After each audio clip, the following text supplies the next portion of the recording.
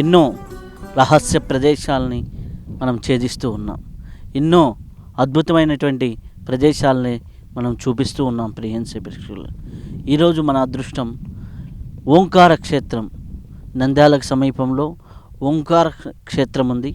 అక్కడ ఎంతోమంది మునులు తపస్సు చేసినటువంటి ప్రదేశం, ఎన్నో అద్భుతాలు ఉన్నటువంటి ప్రదేశం. ఈరోజు పిఎంసి ప్రేక్షకుల కోసం మన పిఎంసి ఛానల్ ద్వారా వీక్షించే భాగ్యం కలిగింది. మన వెనక ఉన్నటువంటి కొండల్లోనే ఆ క్షేత్రం ఉన్నది. ఆ యొక్క కొండల్లోకి మన ప్రయాణం సాగిస్తూ ఆ యొక్క క్షేత్రాన్ని దర్శిద్దాం. అక్కడ ఎంతో వైబ్రేటివ్గా, ఎంతో ఎనర్జెటిక్గా ఉన్నటువంటి ప్రదేశం. ఆ ప్రదేశంలోకి మనం వెళ్ళి అక్కడ ఉన్నటువంటి అద్భుతాలని దర్శిద్దాం.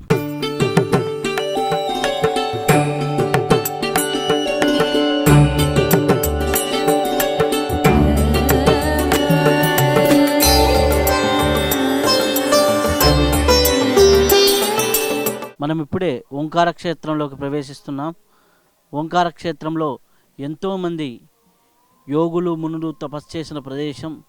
దీన్ని కాసిరెడ్డి నాయన గారి సమయంలో వారు పునరుద్ధరించినటువంటి ఎన్నో ఆలయాల్లో ఇది కూడా ఒకటి. ఓంకార క్షేత్రం కూడా ఓంకారం సృష్టిసారం విధి విధి లిఖితం మోక్షదక్షం సుభిక్షం. ఇప్పుడు మనం లోపలికి వెళ్ళి ఇక్కడున్న విశేషాల గురించి తెలుసుకుందాం.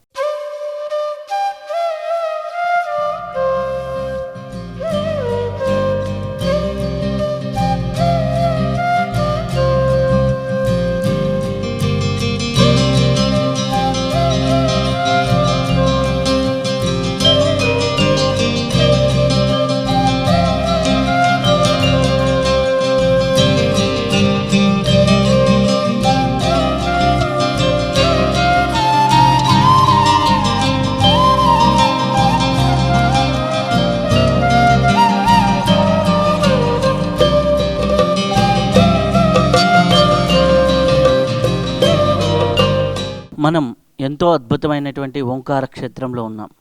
ఈ ఓంకార క్షేత్రం ఎంతోమంది తపస్సులకి, యోగులకి నిలయమైంది. అటువంటి క్షేత్రంలోని విశేషాలని ఇక్కడున్నటువంటి ఆలయ పూజారులతో మనం అడిగి తెలుసుకుందాం. ఇక్కడున్న అర్చకత్వాన్ని నిర్వర్తిస్తున్నటువంటి ఆ యొక్క మహానుభావులతో మనం అడిగి తెలుసుకుందాం. నమస్కారం స్వామి. ఈ యొక్క ఆలయం ఎప్పుడు నుంచి ఉంది? దీని యొక్క విశిష్టత ఏంటి? ఇక్కడ జరిగే వైవిధ్యాలు ఏంటి, అంటే విశేషాలు ఏమిటి? ఇక్కడ వచ్చేసి స్వామివారు గంగా ఉమా సమేత ఓంకార సిద్ధేశ్వర స్వామి. ఇక్కడ వచ్చేసి సృష్టికే మూల ఓంకారం అంటారు. మనం ఏ పూజ చేసినా మొదట ఓం అనే నాదంతో స్టార్ట్ చేస్తాం. ఆ ఓంకార నాదం ఇక సాక్షాత్తుగా స్వయంభూగా వెలిచింది. ఇక్కడ వచ్చేసి ఓం అనే నాదం భయంకర శబ్దంగా వినపడేది.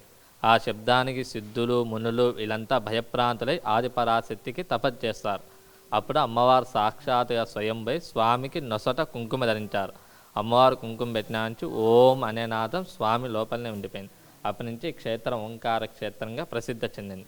ఈ ఆలయంలో మరో విశేషం ఉంది. ఇక్కడ ప్రతి పౌర్ణమికి త్రిమూర్తుల కళ్యాణం చేస్తారు. బ్రహ్మ, విష్ణు, మహేశ్వర దేవత కళ్యాణం చేస్తారు. ప్రతి పౌర్ణమికి ఆలయం చుట్టూ ఉత్సవం జరుగుతుంది. ఈ ఆలయంలో మరో విశేషం ఉంది. ఇక్కడ పంచబుగ్గల కోనేరు ఉంది. ఆ కోనేరులో స్నానాలు చేసి ఆ కోనే ఎదురుగా అశ్వత్థ నారాయణ స్వామి ఉన్నారు. ఆ స్వామి చుట్టూ ప్రదక్షిణ చేస్తే మనకు ఏదన్నా గ్రహపీడ ఉన్నా, గ్రహదోష ఉన్నా తొలిపోతాయి. ఎవరన్నా ఏదన్నా సంకల్పం చెప్పుకొని అక్కడ ముడుపు కడితే అనుకున్న కోరికలు ఖచ్చితంగా నెరవేరుతాయి. అలా చేయలేని వారు స్వామి సన్నిధానంలో అభిషేకం చేసుకొని మీ సంకల్పం, మీ కోరిక ఏదన్నా స్వామి చెప్పుకుంటే అనుకున్న కోరికలు ఖచ్చితంగా నెరవేరుతాయి. ఇక్కడ వచ్చేసి పూర్వంలో ఇక్కడ అవధూత కాసేటి నాన్న తాతగారు వచ్చేసి ఇక్కడ ఆలయంలో ఇక్కడ పాదం మోపినాంచి ఈ గుడి చాలా డెవలప్మెంట్ అనేది జరిగింది. నాయన వచ్చేసి ఇక్కడ కళ్యాణ మండపం ఉంది. ఈ మండపంలో కూర్చొని 3 రోజులు తపస్సులో కూర్చొని తన శిష్యులతో ఇదంతా మొత్తం గుడి అంతా డెవలప్ చేయడం జరిగింది. ఈ పంచబుగ్గల కోనేరు నీళ్ళతో నాయనగారు వచ్చేసి జ్యోతి వెలిగించారు. ఆ జ్యోతి నుంచి ఇప్పటికి కూడా ఈ ఆలయం అనేది డెవలప్ అవుతూ వస్తుంది.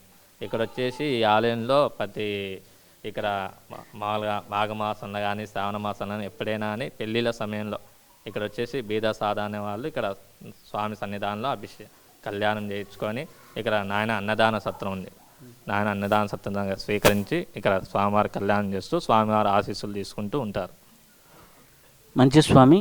అంటే ఇక్కడ వచ్చేసి కాసిరెడ్డి నాయన వారు ఆ యొక్క నీటితో జ్యోతులు వెలిగించారు. ఈ గుడి అనేది చాలా అప్పటి నుంచి ఈ గుడి అనేది చాలా ప్రాసిద్ధంలోకి వచ్చింది. Thank you Swamy, thank you Swami. ఇక్కడ ఉన్నటువంటి విశేషాలు తెలపండి. ఇక్కడ ఓంకారం అనే బీజాక్ష శక్తి స్వరూపంలో ఓంకార సిద్ధేశ్వర స్వామి వెలిశాడు. అశ్వత్థనారాయణ స్వామి వారి ఆధ్వర్యంలో వ్యాస మహర్షి వారు కూడా అశ్వత్థనారాయణ స్వామిని ప్రతిష్ఠించడం జరిగింది. ఇక్కడ పంచబొగ్గల కొన్నేళ్ళు వచ్చేసి కాశీడినైన వాళ్ళ శిష్య బృందంతో లోపల నీటుగా చేపించిన తర్వాత ఈ యొక్క క్షేత్రం అభివృద్ధిలో జరిగింది. ఇది ఒక స్థాయిలోకి శ్రీశైలం మహానంది కంటే ఫస్ట్ ఇక్కడే ఏర్పాటు జరిగింది. ప్రతినిత్యము తెల్లవారుజాము నుండి రాత్రి 8:30-9 గంటల వరకు స్వామివారికి పూజలు జరుగుతూ ఉంటాయి. ప్రతి ఒక్క భక్తుడు 13 జిల్లాలలో ఉండే భక్తులలో ఎప్పుడో ఓంకారం అనేది కేవలం బండాత్మక మండలానికి ఉపయోగపడింది. కానీ ఈరోజు మహానుభావుడు కాశీరెడ్డి నాయన వచ్చిన తర్వాత యావత్తు 13 జిల్లాలకు కూడా ఉపయోగంలోకి వచ్చింది. విజయవాడ, తూర్పుగోదావరి, రకరకాల జిల్లాల నుండి ఇక్కడికి వస్తాయి. ఎట్లంటే ఆ మహానుభావుడు పెట్టిన అన్నపూర్ణేశ్వరుని యజ్ఞంతోనే యొక్క ఓంకార క్షేత్రం దినదినాభివృద్ధి కావడం జరిగింది. ఇది ఇక్కడ విశేషం. అయితే స్వామి ఇక్కడ ఇప్పటికి కూడా కొద్దిగా తపస్సు చేసుకునే వాళ్ళకి సహజంగానే ఓంకారం వినిపిస్తుంది అనేది ఉంది. అది ఎంతవరకు నిజం? అది ఖచ్చితంగా నిజమే. మన మనసు అనేది శుద్ధిగా అనేది ఉంటే ఓంకారము లోపల నుండి స్వామివారు ఓం అనే శబ్దము ఖచ్చితంగా వినపడుతుంది. ఇక్కడ చాలా కూడా నాయన కూడా చూసినాడు. రియల్ ఈ క్షేత్రము అన్ని అభివృద్ధి స్థాయిలో కూడా వస్తుందని చెప్పేసి తీసుకోవడం జరిగింది. అలాగే నాయన ప్రియ శిష్యుడు రామచంద్రారెడ్డి గారు కూడా ఈ యొక్క క్షేత్రానికి ఆయన కృషి ఎంతో చేయడం జరిగింది. వాళ్ళ సహకారం లేకపోతే ఓంకార క్షేత్రం అనేది ఏ నిమిషంలో కూడా ఉండదు. అది విషయం. థ్యాంక్ యూ స్వామి. అనేక విషయాలు మాకు అందించినందుకు చాలా కృతజ్ఞతలు. లోపలికి వెళ్ళి మాకు దర్శనం కల్పిస్తారు.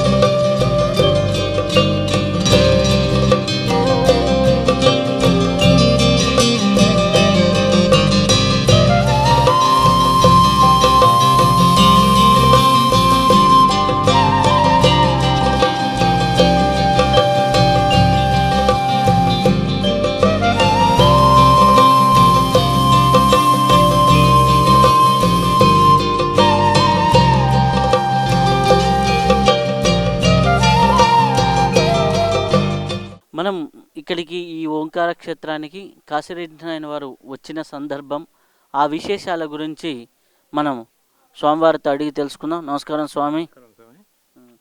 చెప్పండి. కాశీరెడ్డి నాయన ఎప్పుడు ఇక్కడికి వచ్చారు? దాదాపు కరెక్ట్గా డేటు అవి చెప్పలేను. 1990 ఆ మధ్యలో వచ్చినాము.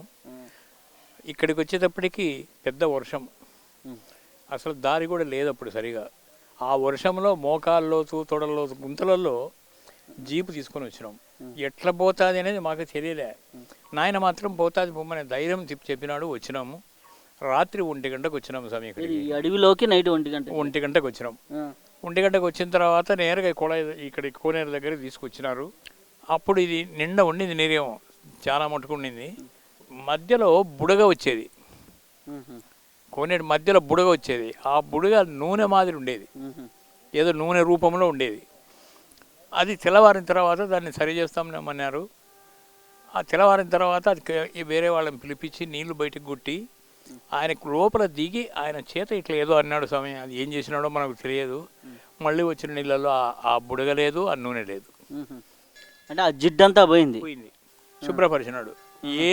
ఏమి వేయకుండా శుభ్రపరిచినాడు అనమాట. సరే తెల్లవారిన తర్వాత ఒక బోరింగ్ చేపించి ఏర్పాటు చేసినాడు. ఆ బోరింగ్ మోటార్ లేకుండా ఇప్పటికి కూడా నీళ్ళు వస్తున్నాయి. పైకి పొంగుతూ వస్తున్నాయి. మోటార్ లేదు ఇప్పటికి కూడా. అది మొట్టమొదటి ఆయన చేసిన. అప్పుడు ఆయన వచ్చినప్పటికీ ఇక్కడ ఎవరు లేరు. అంత పురాతనంగా ఉండింది కదా, అంత అరణ్య ప్రాంతము. మరుసటి రోజు మేము ఇక్కడనే భోజనం తయారు చేసుకున్నాము. మాకు ఏమేమి భోజనం తయారు చేసుకొని తిని వెళ్ళిపోయినాం. అక్కడి నుంచి చిన్నగా డెవలప్ అవుతా వచ్చింది. అయితే స్వామి, ఈ టెంపుల్ గురించి, ఇక్కడికి రావటం గురించి, ఈ టెంపుల్ విశిష్ట గురించి కాసిరెడ్డి నాయన ఏమని చెప్పేవారు? కాశిరెడ్డి నాయన ఇది యుగ యుగాంతరాల కంటే ముందు ఉండేటువంటి ఒక దేవాలయం ఇది.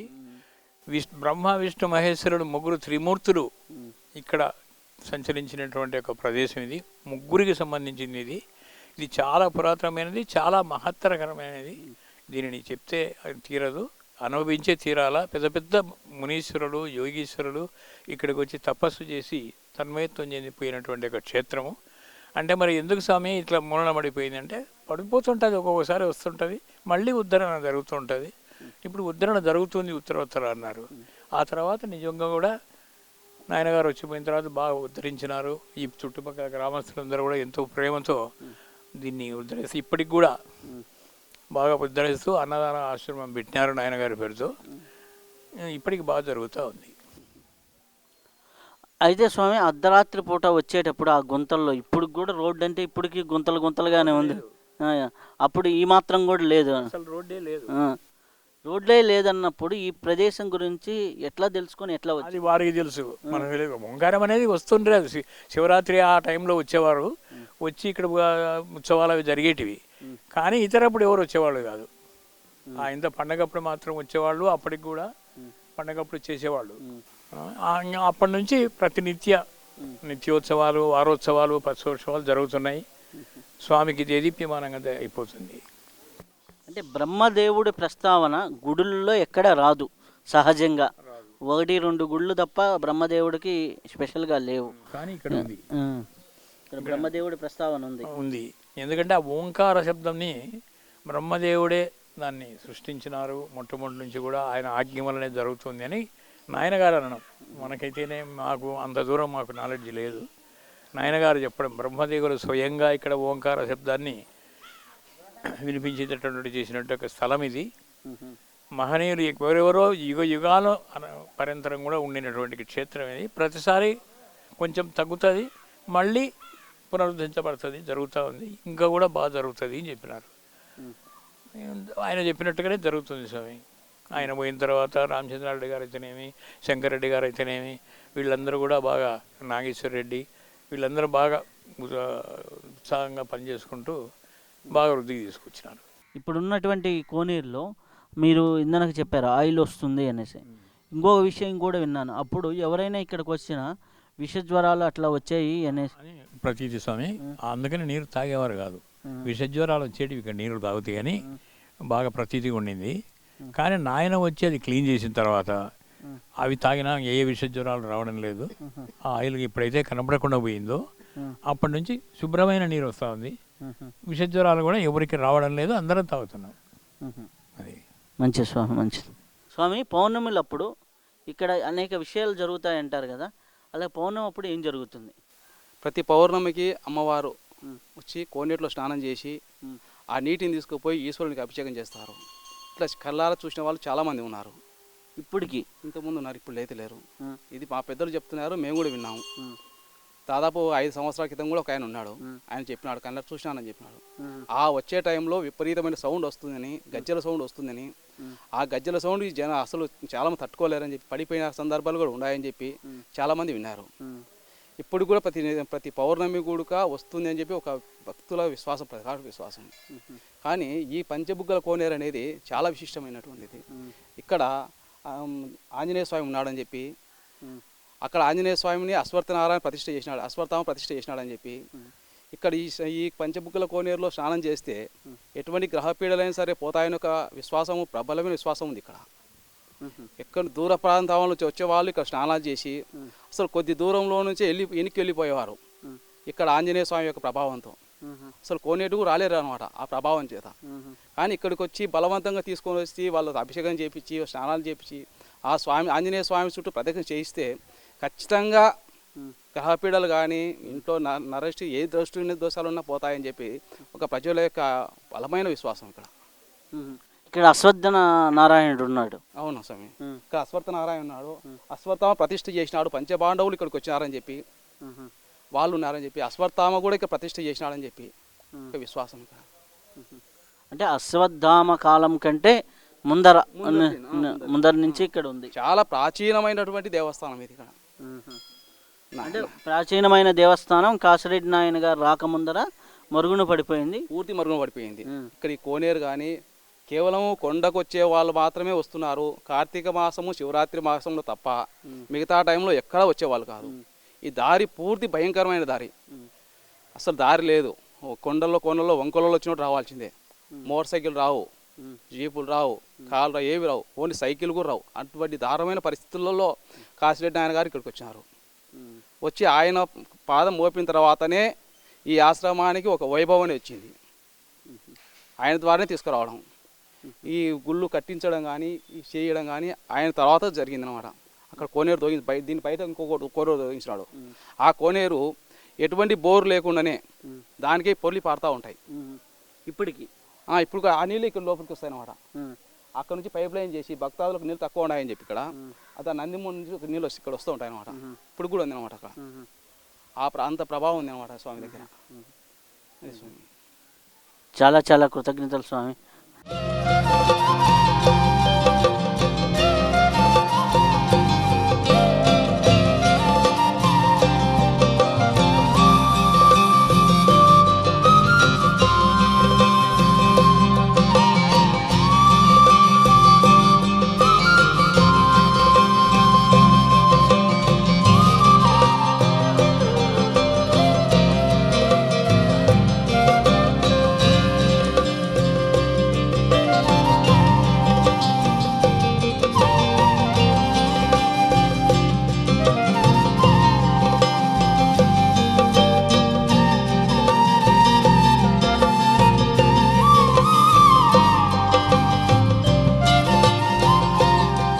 ఇప్పుడు మనం అద్భుతమైన ప్రదేశంలోకి వెళ్తూ ఉన్నాం. ముకుందముని తపస్సు చేసినటువంటి ప్రదేశంలోకి ప్రవేశిస్తూ ఉన్నాం. అద్భుతమైన ప్రదేశం. లోపలికి వెళ్తూ ఉంటే దాదాపుల 2 నుంచి 3 కిలోమీటర్ల పాటు కొండ మార్గంలో నడుచుకుంటూ వెళ్ళాలి.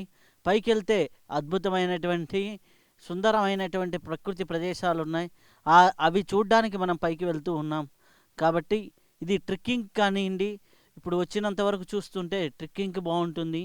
అలాగే నడుచుకుంటూ పైకి కొండపైకి వెళ్తూ ఉంటే ఎంతో అద్భుతంగా ఉంది. కాకపోతే కాళ్ళ నొప్పులు ఉన్న వాళ్ళకి కొద్ది కష్టం కానివ్వండి, మిగిలిన అందరికీ మటుకు చాలా అద్భుతంగా ఉంటుంది.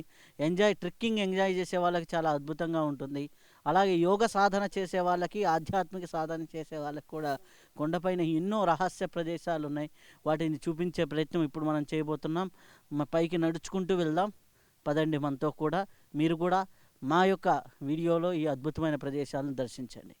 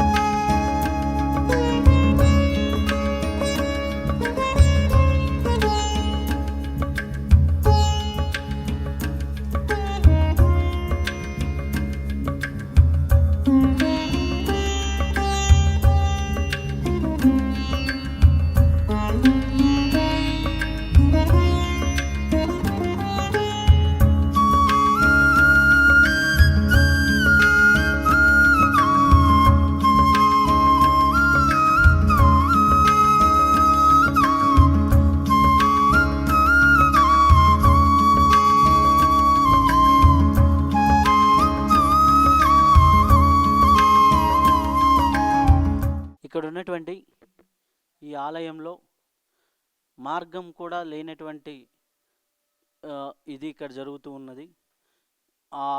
1.5 కిలోమీటర్ నుంచి 2 కిలోమీటర్ల పాటు కొండపైకి ఎటువంటి మార్గం ఉండదు. ఆ మార్గం చాలా కష్టతరంగా ఉంటుంది. ఈ కష్టతరమైన ప్రాంతంలో ఒక అద్భుతమైనటువంటి ఆలయాన్ని నిర్మించారు. ఆ ఆలయం యొక్క విశేషాలు, ఇక్కడ జరుగుతున్నటువంటి ఏర్పాట్లపైన మనం తెలుసుకుందాం. ఈ ప్రాంగణాన్ని మరుగు మహానంది ఆలయం అని అంటారు. ఇక్కడ కాళీ దుర్గేశ్వర ఆలయము, కాళీ దుర్గామాత ఉంటారు. ఇక్కడ మరుగు మహానంది వెంకటేశ్వర స్వామి ఇక్కడనే ఉంటాడు. కామాక్షి మాత ఇక్కడనే ఉంటారు. ఇక్కడ కాలజ్ఞానం ప్రకారం మరుగు మహానంది అనే ప్రాంతంలో వీరభోగ వసంతరాయుడు ఇక్కడ ధర్మస్థాపనకే వస్తాడు అని చెప్తారు కాలజ్ఞానంలో. దానికోసమే ఇక్కడ తన తపోశక్తితో మరుగు మహానంది అనే టెంపుల్ను నిర్మించినారు అని అంటారు. ఈ ఆలయాన్ని రామచంద్రాయుడు స్వామి కాశీనాయన వచ్చే అవతారం వీరభోగ వసంతరాయల యొక్క అవతారంతో నిర్మించబడింది. ఇక్కడి నుంచి తన యొక్క పర్యటన ఆరంభమవుతుంది అనేది ఒక నానుడి. ఇక్కడ మరుగు మహానంది నుంచే వీరభోగ వసంతరాయుడు బయలుదేరతాడు అనేది ధర్మాన్ని స్థాపించడం కోసం. అందుకోసమే ఇక్కడ ఈ దేవాలయం వెలిసింది. ఇక్కడి నుంచి ఆయన వస్తాడనేది ఒక అందరి అభిప్రాయం. ఇక్కడ అన్నప్రసాదం కాశీనాయ యొక్క అన్నప్రసాదం ఉంటుంది.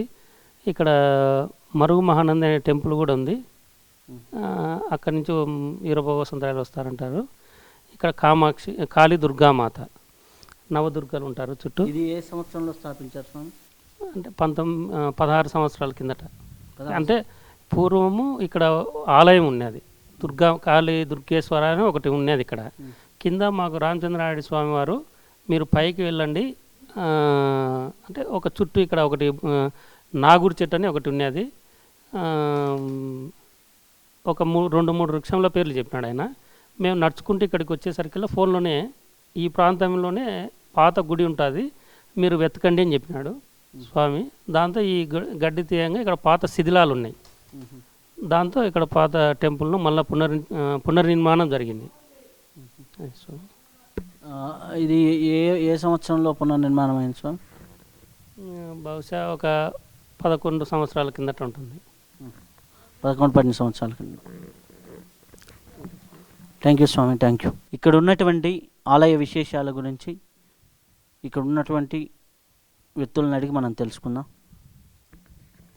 ఇక్కడ వీరబ్రహ్మేంద్రం గారు కాలజ్ఞానము పుట్టినప్పుడే ఇక్కడ గిరప్పయ్య స్వామిని అక్కడి నుండి నందికొండ నుండి ఇక్కడికి ఒక పీఠం తీసుకొచ్చి ఇక్కడ పెట్టి అమ్మవారిని చేసినాడని, తాను వచ్చేటప్పటికల్లా ఇక్కడ ఈ అమ్మవారు ఉత్పత్తి జరిగి ఈ కాలజ్ఞానంలో ఓం అనే శబ్దము కింద వెంకటేశ్వర స్వామి మళ్ళా కూర్చుంటాడని, ఆ టయానికి ఇక్కడి నుండి మళ్ళీ వచ్చేతాయన వచ్చేసి వీర ధర్మజు కావచ్చు, వీరభోగ వసంతరాజులు కావచ్చు, ప్రకృతిలో ఈరోజు ఎప్పుడూ పడని దేవాలయాలు, ఎప్పుడూ మూతులకు బట్టలు కట్టని రోజులు, ఈరోజు దేవాలయాలు మూతలు పడినాయి. దేవుడే ఆదుకలేడని మూతి మూసుకొని దేవునికి వచ్చే రోజు ఈరోజు.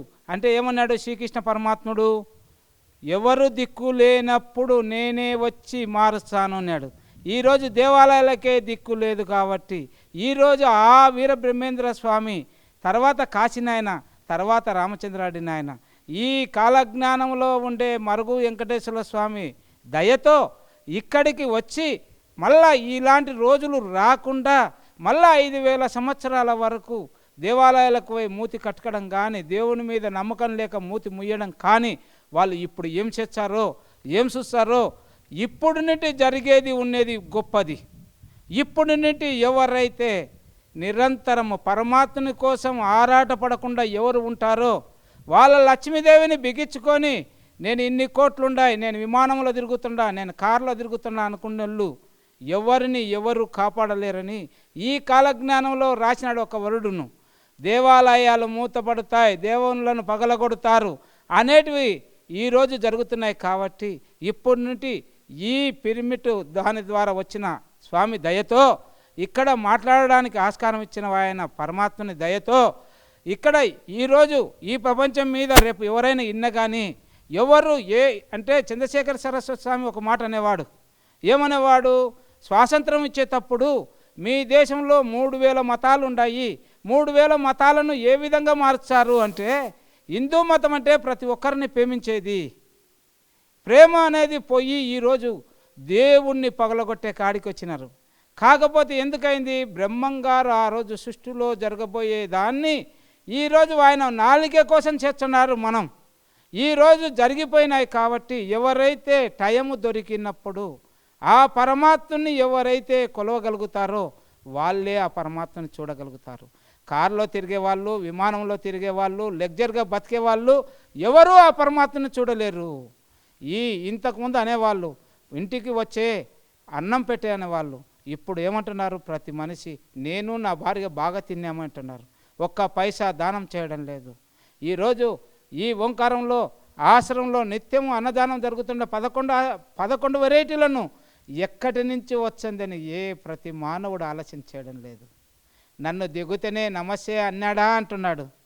ఈరోజు నేను సంపాదించిన దాంట్లో ఒక్క పైసన్న దానం చేస్తున్నానా లేదా అని చూసుకోకపోతే ఈరోజు దేవాలయాలు మూతపడినాయి, విగ్రహాలు పగిలిపోతున్నాయి, ప్రకృతిలో ఎన్నో రకాల వర్షాలు వచ్చాయి, పంటలు రాలేదు. మనిషికి బ్రతకడానికి కూడా బరువైన రోజులు వచ్చినప్పుడు కాలం మారిపోయింది. శ్రీకృష్ణ పరమాత్ముడు భగవద్గీతలో చెప్పినట్టు ఈరోజు వీరధర్మజ కావచ్చు, వీరభోగ వసంతరాయలు కావచ్చు, ఒక్కొక్క పీఠములు ఒక్కొక్క పేరుతో పెట్టుకొని ఇక్కడికి వచ్చాడని వేసి చూస్తున్నారు. ఈ ధర్మం వచ్చాదని ఈ పిరమిడ్ వాళ్ళ దయతో ఇక్కడ ఓంకారంలో పని చేస్తున్నందుకు ఆ నాయన దయతో ఈ మాట్లాడించిన సహకారంతో థ్యాంక్ యూ. ఇక్కడ ఉన్నటువంటి యోగులు మునులు చేసినటువంటి సాధనా విశేషాలు, ఇక్కడ ప్రకృతి వాతావరణాల గురించి నారాయణ గారు మనకి చెప్తారు. స్వామి, మాతృదేవో భవ. తల్లి గురువు అయితే 1000 మంది గురువులతో సమానం. ఆ తల్లి జ్ఞానభిక్ష పెట్టడం వల్ల నేను సద్గురు రామచంద్రారెడ్డి స్వామి పాదార విందముల దగ్గరికి చేరాను. ఆయన దయతో ఇప్పుడుండే కలికాలంలో కలి దోషం అంటకుండా ఈ ప్రకృతిలో ఈ ఓంకార క్షేత్రంలో ఇట్లా యోగానికి, ఇట్లా భక్తికి, భగవంతుని సేవకు మూడిటికి అనుకూలం చేసినటువంటి సద్గురు రామచంద్రారెడ్డి స్వామి గారికి నమస్కారము. నా జీవితంలో ఈ సాధనలో ఎన్నో ఆటుపోట్లు వచ్చి తల్లి ఆదుకొని ఒక ఉన్నతిగా ఒక వజ్రంలాగా తయారు చేసిన నా తల్లికి నమస్కారము. ఆ ఒక్క పరంపర, ఆ ఒక్క సాధన నిలబడకుండా దాన్ని కొనసాగించేదానికి రామచంద్రారెడ్డి స్వామి నాకు అన్నము పెడుతూ జ్ఞానాన్ని ఇస్తూ ఈ యొక్క భగవంతుని సేవ చేస్తూ నన్ను ఈ నల్లమల్ల ఫారెస్టులో భగవద్ జ్ఞానానికి ఉసిగొలిపిన ఆ గురుదేవునికి నమస్కారము. ప్రతి జీవితంలో విలాసాలకు మరిగి మనమంటే ఏమి అనేది తెలుసుకోకుండా ఏ జీవితం లక్ష్యం లేకుండా ఈ ప్రపంచంలో కనపడే విషయవాంఛలు, విషయ తత్వాలలోనే మునిగి నీవెవరనేది తెలుసుకోకుండా అజ్ఞానంలో కూరుకున్నటువంటి ఈ సమాజంలో ఆ మహాతల్లి కష్టం చేసి ఇళ్ళల్లో పని చేసి ఒక యోగి తయారు కావాలి నాయనా, నీకు ఈ సంసారమే వద్దు, నువ్వు యోగిగా నా కష్టం వృధా చేయొద్దు అని కన్న తల్లి చెప్పి కన్న తల్లి గురువు అయినటువంటి ఆ తల్లికి నమస్కారము. అదేవిధంగా మన ధర్మము కృష్ణ భగవానుడు చెప్పినట్టు సాధకుడు అధోగతి పాలు కాడు, మళ్ళా వాణ్ణి నేను మళ్ళా పునరుద్ధరణ చేసి అంతకంటే రెట్టింపు సాధనలో నేను ఉసిగొలుపుతాను, మంచి పని చేసిన వాడు ఎప్పటికీ అధోగతి పాల్గాడని శబ్దం చేసి చెప్పినాడు కృష్ణ పరమాత్మ. మన భగవద్గీత, మన హిందూ ధర్మంలో ఏ అక్షరం కూడా తప్పు కాదు. నడిచేవానికి కష్టాలు రావచ్చు, విషముగా ఉండొచ్చు, కానీ రాంగ అమృత తుల్యమైనటువంటి భగవతత్వంలోకి వెళ్ళిపోతాడు. నా భక్తుడు ఎప్పటికీ అధోగతి పాలుగాడని శబ్దం చేసినాడు మన భగవద్గీతలో. ఆ తండ్రి యొక్క మాట సత్యం సత్యం సత్యం. Thank you Swamy, thank you Swami. ఈ ఆలయం ఈ యుగాలది కాదు, కొన్ని యుగాల కాలం నుంచి ఉందంటారు, దాని విశేషాల గురించి చెప్పండి. ఆ రోజు బెమ్మంగారి కాలజ్ఞానంలో మానందికి ఉత్తరాన మరుగు మానందిన మహిమలు పుట్టేనని రాశారు. ఆ మానందికి ఉత్తరం మరుగు మానంది అనే ప్లేస్ ఇక్కడే, కింద ఓంకారం, ఇది మరుగు మానంది అంటారు. ఇక్కడ మునోళ్ళు ఋషులు ఇప్పుడు కూడా తపస్సు చేస్తున్నారు.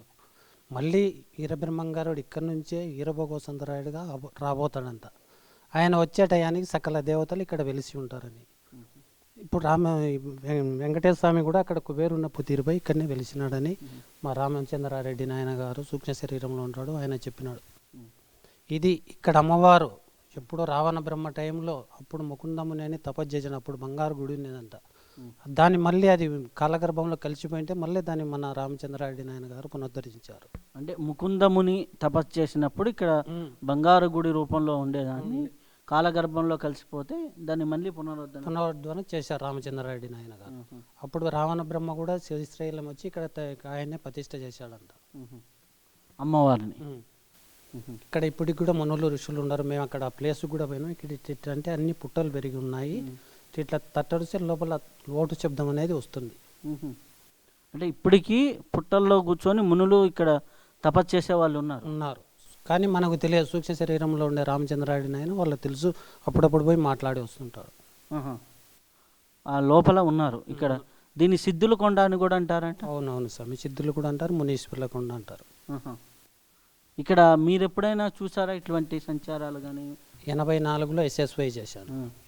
అప్పుడు నాకు 10% జ్ఞానం వచ్చాయి. ఇప్పుడు 90% వచ్చింది అనమాట. ఇక్కడ ఈ ప్లేస్లో ఎప్పుడు ఓంకారం అనేది 24 hours వినిపిస్తుంటుంది. ఓంకారం వినిపిస్తుంది 24 hours. ఇక్కడ మామూలు ఖాళీ కూర్చొని వాళ్ళకి కూడా వినిపిస్తుంది. నా అంతర్యంలో నుంచి గడ్డకు వస్తుంది. ఓకే. ఇక్కడైతే చాలా తపస్సులకి చేసుకోవడానికి, ధ్యానం చేసుకోవడానికి మంచి ప్లేస్. మీరు ఇంకా నడిచి వచ్చింటే కనుక కింద నుంచి అలసటగడి వచ్చినాక ఈ గుడి చుట్టూ తిరిగి ఒక 5 నిమిషాలు కూకుంటే బాడీ తెలియని ఆనందం వచ్చేస్తుంది అనమాట. Okay okay. అటువంటి పవిత్రమైన స్థలం ఇది. కానీ ఈ రోడ్డు కూడా లేని సమయంలో ఎట్లా కట్టారు ఇది? అంతా రోడ్లు కూడా లేని సమయంలో జీపులు తోలిన అక్కవాళ్ళు మోసినారు. అక్కవాళ్ళు మోసుకుంటూ ఇంత పైకి వచ్చేసారు కట్టేది. Thank you Swamiji, thank you. ఇప్పటి వరకు చూశారు కొండ కింద ఉన్నటువంటి ఓంకార క్షేత్రాన్ని, అలాగే కొండపైన ముకుందముని తపస్సు చేసినటువంటి ప్రదేశాలు, అలాగే ఇక్కడ ఉన్నటువంటి వన దుర్గలు, అలాగే కాళికా దుర్గాదేవి ఆలయాలు, అలాగే వెంకటేశ్వర స్వామి మందిరం, ఇవన్నీ కూడా చాలా అద్భుతంగా ప్రకృతిలో ఉన్నాయి. కాకపోతే ఇక్కడికి రావడానికి కొద్ది కష్టం. ఎందుకంటే రోడ్డు లేదు. 3-4 కిలోమీటర్లు కొండ మార్గం గుండా నడుచుకుంటూ రావాలి. మాకు కూడా కెమెరాలతో రావటం అనేది చాలా కష్టతరమైంది. కానీ కొద్దిగా వ్యయ ప్రయాసాలకు ఓడ్చి పైకి వస్తే మటుకు చాలా అద్భుతంగా ఉంటుంది. ఈ యొక్క ప్రదేశం అంతా చాలా ఆహ్లాదకంగా ఉంటుంది. నల్లమల్ల ఫారెస్ట్లో ఉన్నటువంటి ఈ అద్భుతమైన ప్రదేశానికి ఫారెస్ట్ డిపార్ట్మెంట్ వాళ్ళు ఎటువంటి రోడ్డు ఇవ్వని కారణంగా ఎటువంటి మార్గాలు లేవు. కానీ కొన్ని స్టెప్స్ ద్వారా కొంతవరకు కాలిబాట అనేది ఉంది, కాబట్టి పైకి రావచ్చు. కాబట్టి ఇటువంటి అద్భుతమైనటువంటి ప్రదేశంలో, చాలా ఆహ్లాదకరమైనటువంటి ప్రదేశంలో మనం ఉండటం అనేది చాలా అదృష్టం. మరొకసారి మరొక అద్భుతమైన ప్రదేశంతో మళ్ళీ కలుద్దాం. అంతవరకు సెలవు. నమస్కారం, కృతజ్ఞతలు.